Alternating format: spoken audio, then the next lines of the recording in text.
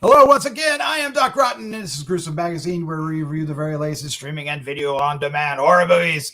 Each week, my co-hosts Jeff Mohr, Crystal Cleveland, Dave Dreher, and I will take a look at various spooky, scary, and gore genre offerings. This week, we are going to cover a horror film called Ghosts of War. All right, joining me tonight is my co-host, Jeff Mohr. Jeff, how you doing, sir? I'm great. My name is Jeff, and I'm a horroraholic. Yes, I feel like a member of the organization Ha. I feel like we need to do that every week. Yes. All right. Oh boy, hardy har har kind of. Yes, I am put in my place. All right. Also joining us this week is Crystal Cleveland. She is the living dead girl. Say hellos. Hi, it's so nice to see you guys out there listening, watching. Even though I can't see you, that was really that's awkward. Yeah. But I'm so happy you're here. All right. Also joining us is my best bud. My best bud. I'm so glad to see you, Dave Dreher. Hey, must be Wednesday night again. Here I am. Yeah. Yes, you sexy devil, you. Ghosts of War. Thank you. Yes, Ghost of War. That's what we're going to do. Then. So let's get into it. Let's get into it. Yes, let's do it. This is coming from Vertical Entertainment, and I have a card here. So let's fire that puppy up. Yay! And it is hitting VOD on 17. That's the 17th of July, 2020. It is the first directorial. No, sorry. The film is the sophomore film for screenwriter Eric Bress, also known for The Butterfly Effect and writer of Final Destination, or he worked on it. I'm not sure if he's the writer or not, but he directed The Butterfly Effect.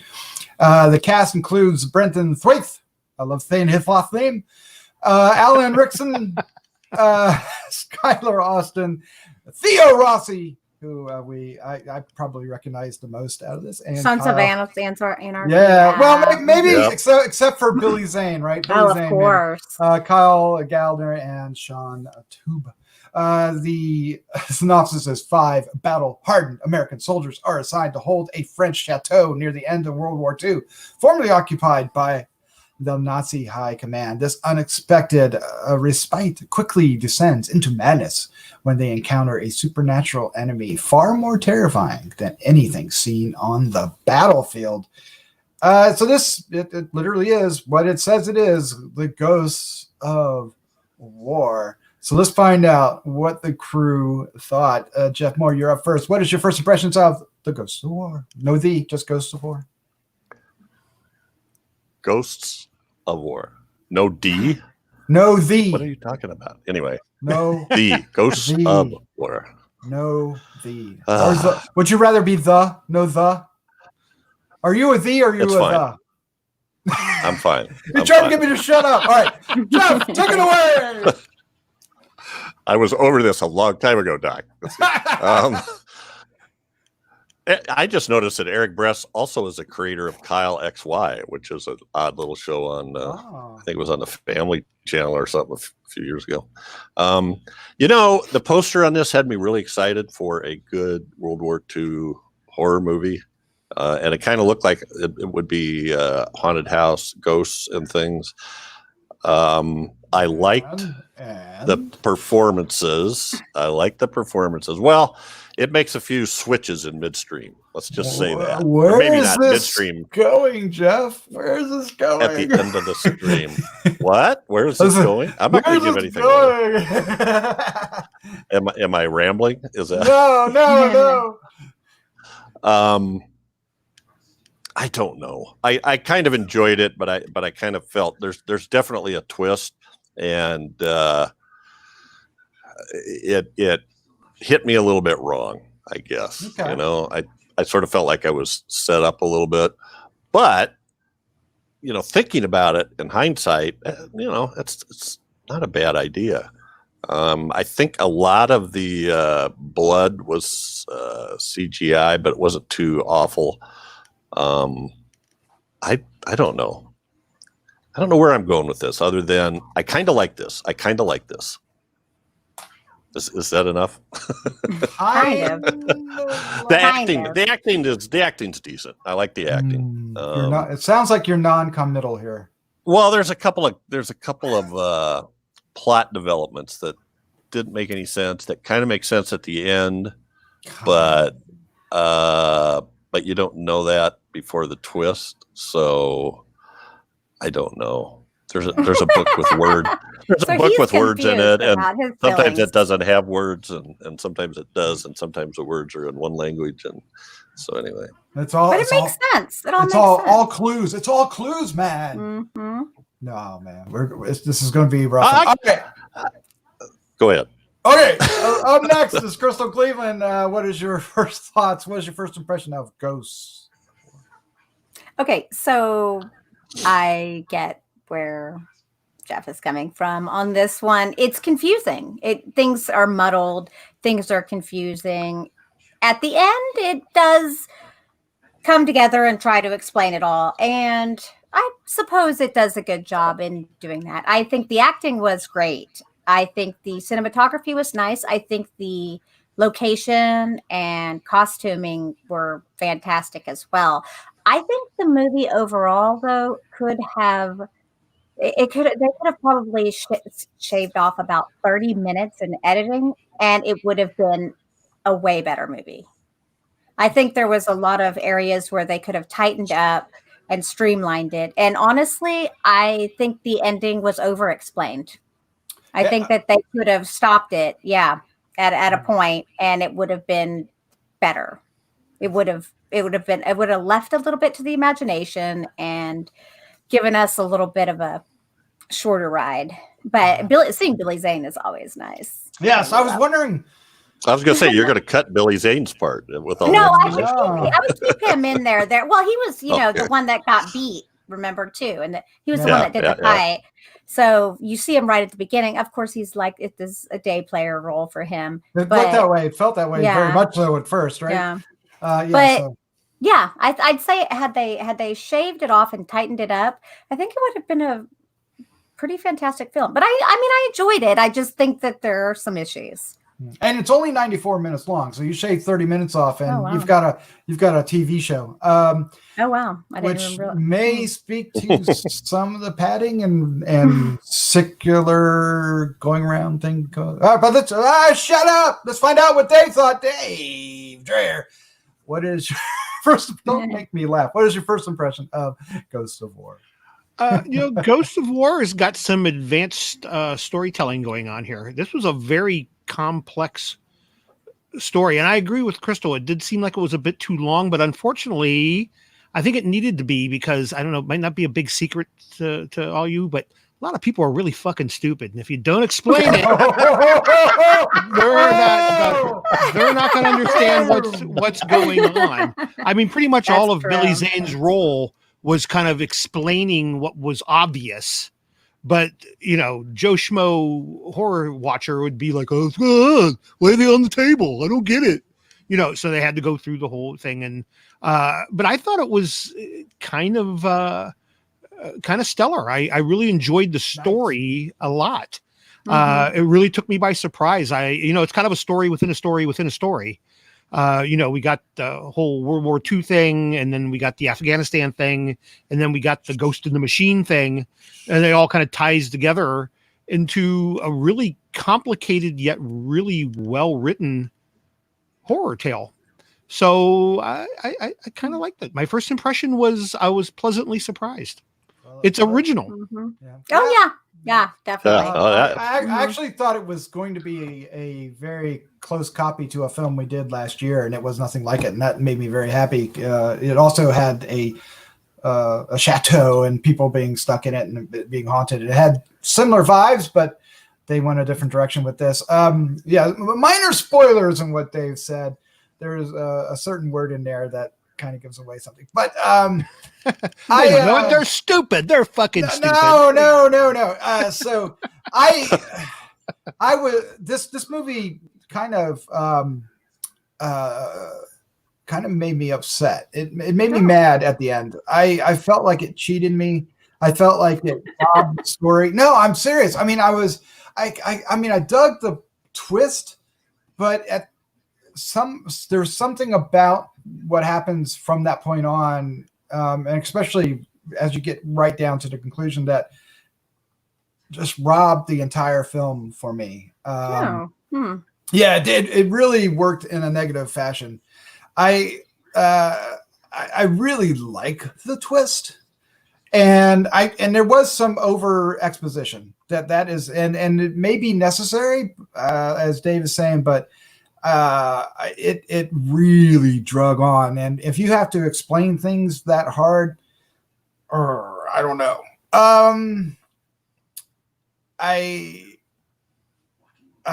Gosh, this film frustrated me. This is a running thing for me. There are elements that the CGI kind of rubbed me the wrong way as well. But in the context of the finale, I guess it wouldn't matter as much. But there's the CGI blood, and then worse, there's the CGI gunshots. The CGI stain on the rug too was pretty. That that wasn't good. Yeah. So there's things like that kind of just took me out. It's not as, I mean, I could easily forgive that, and I probably shouldn't spend this much time talking about it. But it's just those things added up to kind of support the ending that I didn't like, and unfortunately I didn't have as good experience, Dave, with this. It's okay, Doc. I mean, it's real. I mean, outside of the nitpicks with the CGI, which isn't is a budgetary constraint in most cases. Sometimes it's a decision, right? But in most cases it's a budgetary constraint or safety constraint in the matter of the gunshots. That becomes more of a thing. It's just that I think some of the gunshots were poor. I'm going to shut up. That really bothered me. But bothered me more.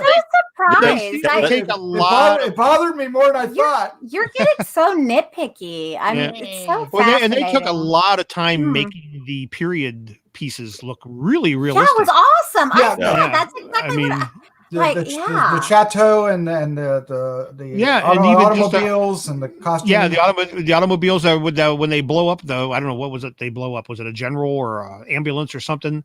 I mean, they actually had. There's an ambulance there's a Jeep. The Jeep they blow up in an ambulance that's already disabled, and then there's another Jeep that the Americans that were already stationed there drive off in. But it's the house itself is marvelous, and so there's a lot going on, and it's really well made. I love the cast. I thought all five of them were fantastic. I really did. I really loved the camaraderie. I liked the differences. I loved the sniper guy. I thought his story was interesting. He was so sad. He was, right? I guess maybe one of the reasons why I enjoyed it apparently way more than you. I really liked the characters. I liked conceptually. I really enjoyed it. I did just feel like they spoon fed us that. And I'm really not. I really think I think they felt they needed to, because they may have. I was making fun before, but seriously, I think there's a lot of people that would not understand what was going on. That's true. Because it does change from German, the language changes, but that all made sense to me. Of course, it makes sense as what's, compared to what, and what's going on. It is a hefty twist that needs some, backing up with an exposition. And Billy Zane is, if you're going to have it, Billy Zane's the guy to deliver it. He did a great job. I loved him. Yeah, he did. When he came back. So for those Billy Zane fans, don't feel cheated in the first 10 minutes. Just hold on. You're going to Thank God he comes back. I was like, and after hearing Crystal and Dave, I'm starting to think that my viewpoint was colored by having watched another movie right before that. I watched it on its own. Yeah, and that had a similar kind of thing, and it was almost I kind of felt like it was sort of like, oh no, not again. Not again. That's an unfortunate coincidence. I sort of understand what Dave's going at, and I know I was being really wishy-washy, but I liked it, but I felt like I got a little bit of whiplash when we got to the twist. I don't think it. I think it's less the comparison, because I felt it too, and I watched it on its own night. But Dave, let's talk about the special effects that do work. There are some practical effects in here toward the end, especially. I mean, there's throughout, but toward the end, really very much so. Yeah, I gotta guess that you really enjoyed that. I did. And the one, again, may be some minor spoilers here, and I apologize if there are. But, in the end of the operating room, the guy kind of with no jaw. Yes. With the tubes. It was very reminiscent of some stuff that Tom Savini had done in Day of the Dead.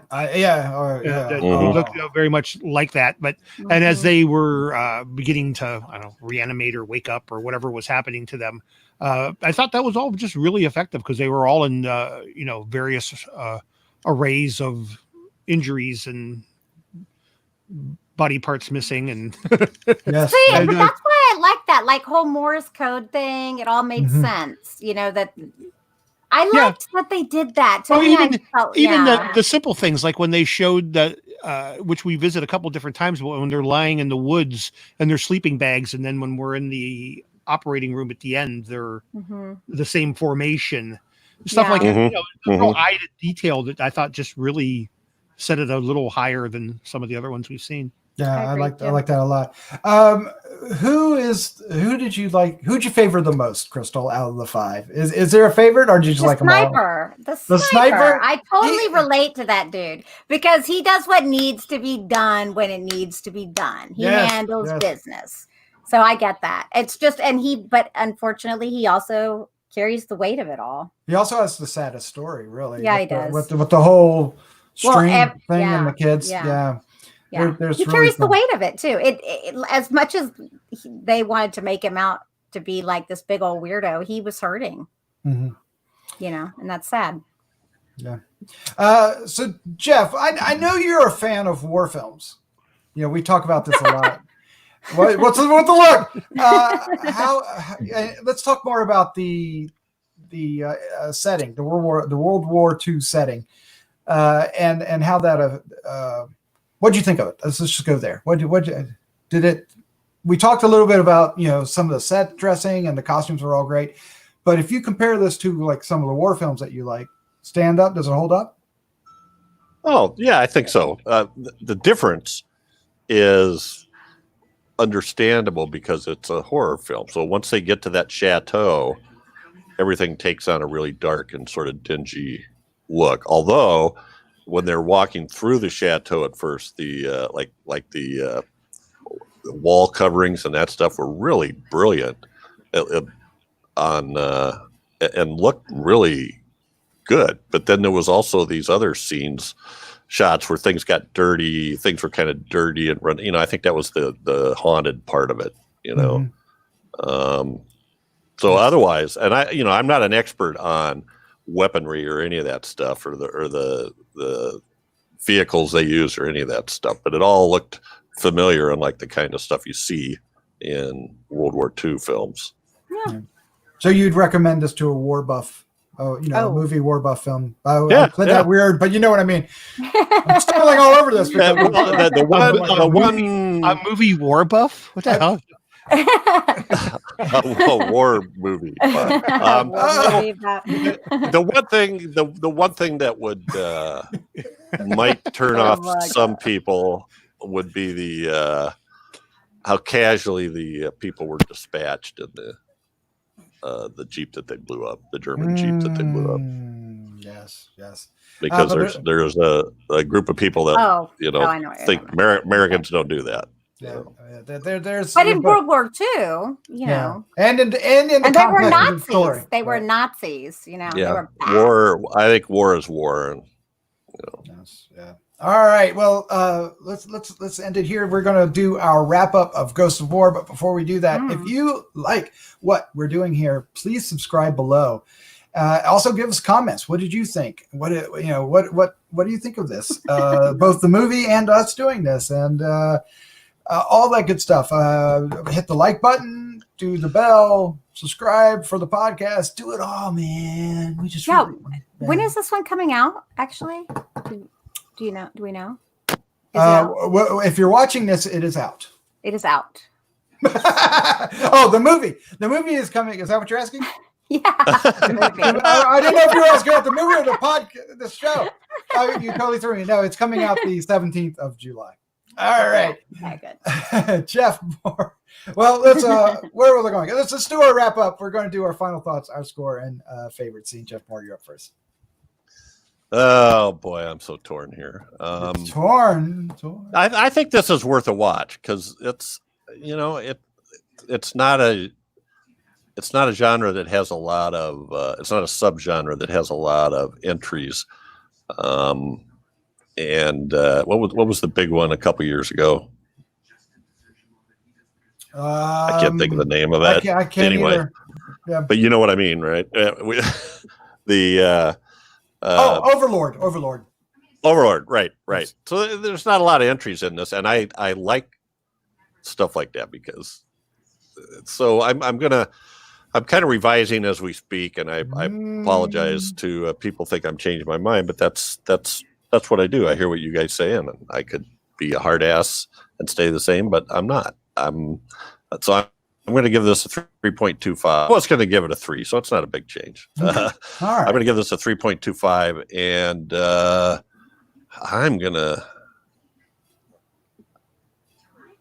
I think my favorite scene is going to be when they go down in the basement. Oh, which time? That kind of freaked me out. The first time? The first time. Well, when he's yeah.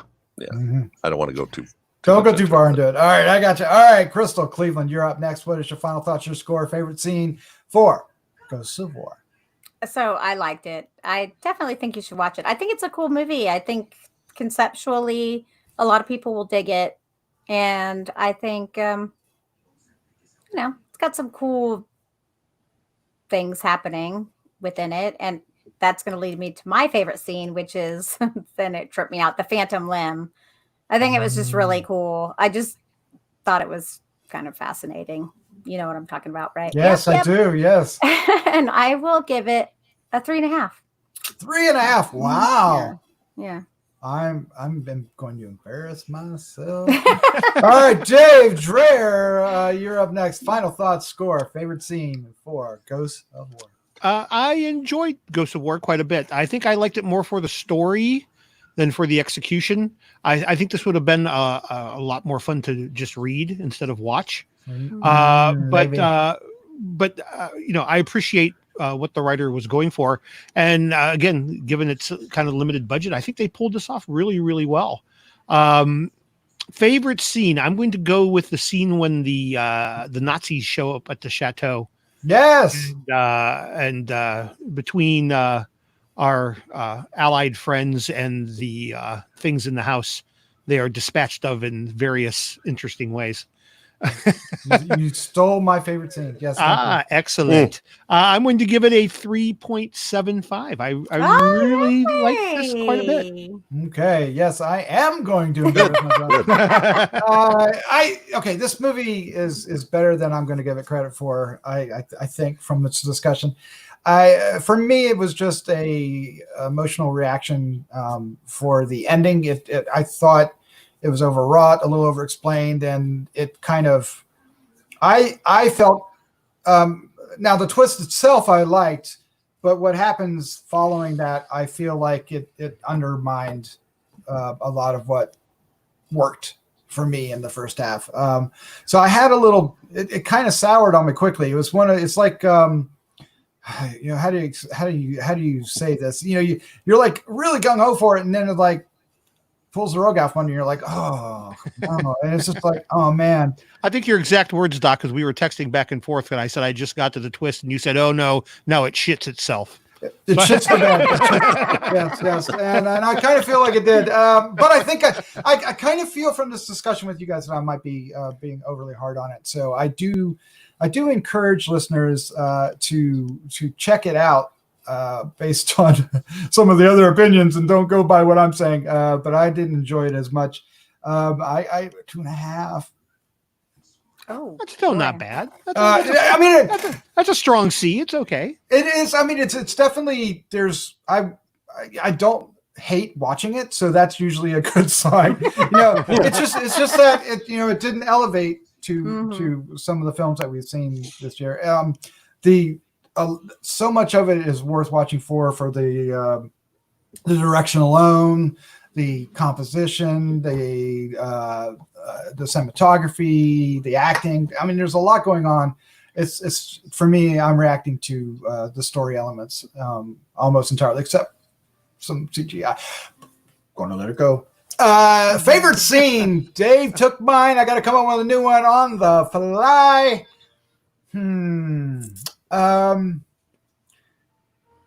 It's going to be harder than I want because I was literally going to go with our the whole. Okay, so I do have a favorite scene, and then that's when our sniper guy.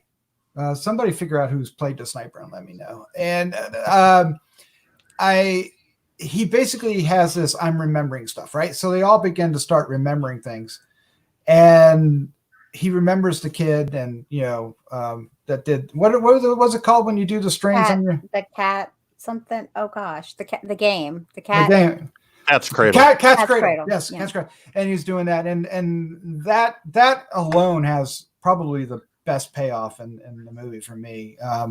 In the story, in the moment I'm talking about when he shares it with the one guy and he remembers it, and it gave that character so much depth and so much, there's contradiction to how he acts and how he feels, and it just really made me feel for that character and enjoy that character. So I'm going to go with that moment.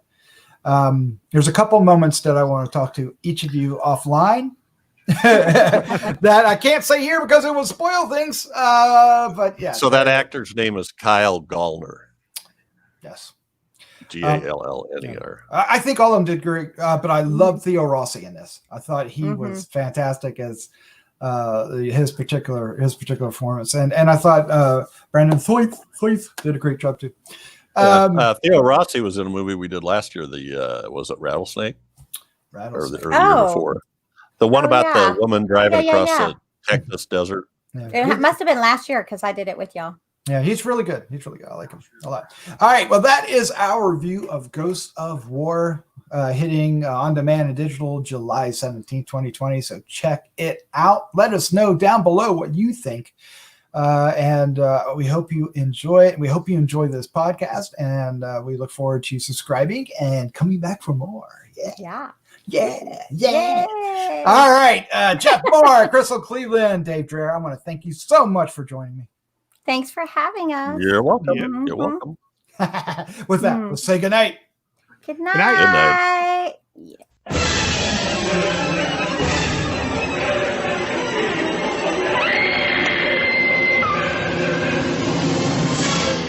Gruesome Magazine.